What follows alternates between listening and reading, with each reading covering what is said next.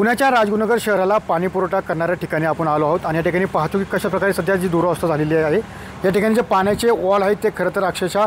गटारांमध्ये मिळाल्याचं पाहायला मिळतं। या ठिकाणी पाहतो की संपूर्ण जे गटार आहे ते गटार झालेले आणि याचमुळे या ठिकाणी असलेले जे गटारातलं पाणी आहे ते वॉलद्वारे किंवा पाईपलाईनमध्ये गेलं जातं आणि याचमुळे अनेक नागरिकांना सध्या साथीच्या रोगांना खरं तर सामोरं जायला लागतं आहे। आपण सध्या आलो आहोत पुणे जिल्ह्यातील राजगुरुनगर नगर परिषद हद्दीतील हीच जी पाण्याची टाकी आहे ती संपूर्ण राजगुरुनगर शहराला खरं तर पाणी पुरवठा करते आणि याच पाणी पुरवठ्या दरम्यान जे पाण्याच्या टाकीचे वॉल आहेत, पाणी सोडण्याचे जे वॉल आहेत ते वॉल खरं तर गटारगंगेमध्ये मिळालेलं आपल्याला पाहायला मिळतं। या ठिकाणी पाहतो कशा प्रकारे सध्या जे गवत आहे ते गवतसुद्धा साचलेलं आपल्याला पाहायला मिळतं। संपूर्ण वॉल आहेत, प्रत्येक वॉर्डाचे प्रत्येक वॉर्डानुसार या ठिकाणी या परिसरामध्ये जे वॉल आहेत ते वॉल खरं तर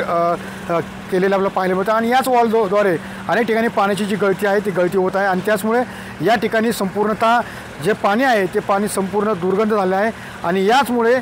जे दुर्गंधी पाणी आहे ते ऑइलच्या मार्फत पाण्याचा जो पाईप आहे त्या पाण्याच्या पाईपमध्ये गेलं जातं आणि संपूर्ण शहराला याचा जे दूषित पाणी आहे ते दूषित पाणी खरं तर पुरवठा होत आहे आणि याचमुळे खरं तर राजगुरुनगर शहरामध्ये अनेक ठिकाणी या पाण्यामुळे अनेक नागरिकांना विविध आजारांचा सामना या ठिकाणी करायला लागत आहे आणि याचमुळे खरं तर नगर परिषद अशा वॉलकडे कधी लक्ष देणार हे पाहणं तितकंच महत्त्वाचं असणार आहे।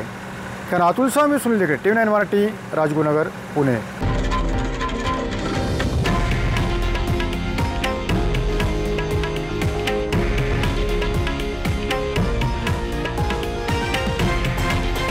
हे आहे देशातील नंबर 1 न्यूज नेटवर्क आणि आपण पाहत आहात TV9 मराठी, एकमेव।